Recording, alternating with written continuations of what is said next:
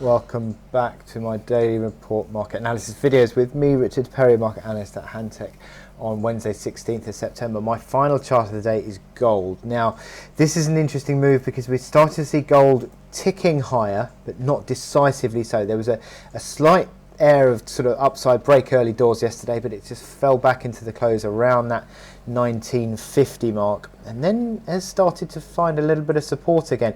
So there is this improvement, and you can see that through, well, MACD lines are starting to potentially cross higher. The RSI sort of into the mid 50s.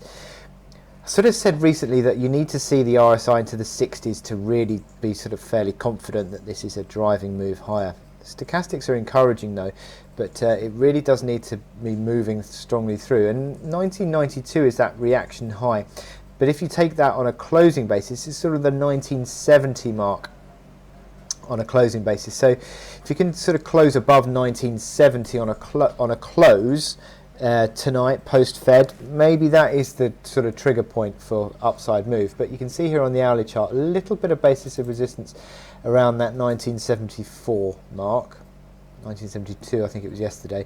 So it needs to again clear that, but I've just slightly realigned my sort of pivot line. 1950, 1955 it was previously, which was when the market was playing around with all these old highs and lows across into the end of August.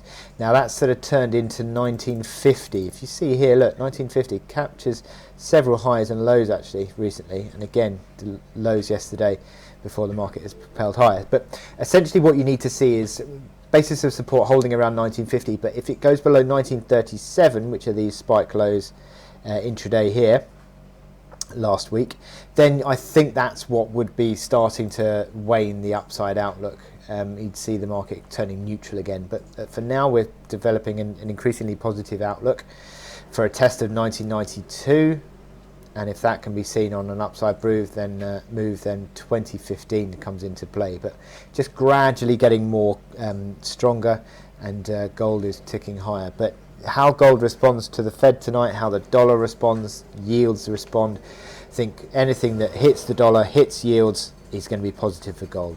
So with that in mind, I wish you good luck in your trading today. Click here to subscribe to our analysis videos. Go to our website, sign up for our webinars, and click to watch Trader Talks, our videos that give you top trading ideas.